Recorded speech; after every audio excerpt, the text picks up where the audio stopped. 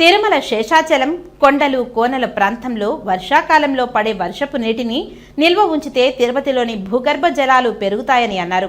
తిరుపతిలోని టీటీడీ వసతి సముదాయాలకు కపిలతీర్థం మాల్వాడి గుండం వర్షపు నీటిని క్లోరినేషన్తో రీసైక్లింగ్ చేసి వినియోగించుకునే అవకాశం ఉంటుందని బీజేపీ నాయకులు నవీన్ కుమార్ రెడ్డి అన్నారు. ఈ సందర్భంగా ఆయన మాట్లాడారు.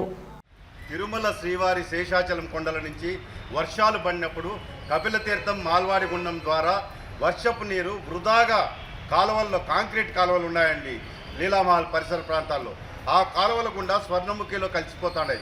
గత 5 సంవత్సరాలు అప్పుడున్నటువంటి చైర్మన్లకు, రాష్ట్ర ప్రభుత్వానికి, స్థానికుల తరఫున అనేక పర్యాయాలు టీటీడీ ఉన్నతాధికారులకు అర్జీ ఇవ్వడం జరిగింది.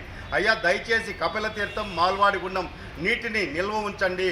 2 టీఎంసీల నీటిని మనం ఏదైతే కపిలతీర్థం పక్కన్నటువంటి ఫారెస్ట్ గెస్ట్ హౌస్ పరిసర ప్రాంతాల్లో కానీ నిల్వ ఉంచితే water table, ground water table పెరుగుతుంది, నీళ్లు సమృద్ధిగా ఉంటాయి అని చెప్పడం జరిగింది.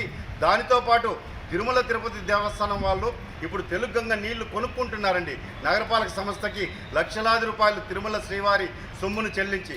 అలా కాకుండా కపిలతీర్థం మాల్వాడి గుండం నీటిని కపిలేశ్వర రిజర్వాయరు లేదా బాలాజీ రిజర్వాయర్ అనేది చాలా చిరకాలపు నుంచి అది ప్రాజెక్టు పెండింగ్లో ఉంది.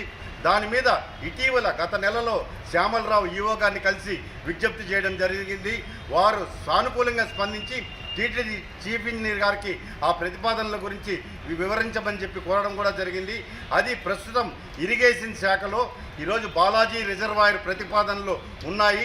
దానికి టీటీడీ కానీ సంపూర్ణ సహకారం అందిస్తే ఖచ్చితంగా బాలాజీ రిజర్వాయర్ రూపకల్పన ప్రారంభమయ్యి కపిలతీర్థం మాల్వాడి గుండం నీటిని మనం నిల్వ ఉంచుకునే దానికి అవకాశం ఉంటుంది.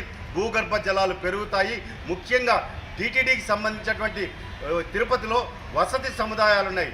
విష్ణు నివాసం కానీ, శ్రీనివాసం కానీ, అక్కడ ఉన్నటువంటి భక్తులకి ఈ కపిలతీర్థం నీళ్లు కానీ మనం నిల్వ ఉంచుకుంటే దానిని అక్కడ సద్వినియోగం చేసుకునే అవకాశం కూడా ఉంటుంది. కాబట్టి నేను స్థానికుడిగా, శ్రీవారి భక్తుడిగా నేను TTD chairman Shri B R Naidu గారిని, అదేవిధంగా శ్యామలరావు గారిని, అడిషనల్ ఈవో వెంకయ్య చౌదరి గారిని విజ్ఞప్తి చేస్తున్నాను.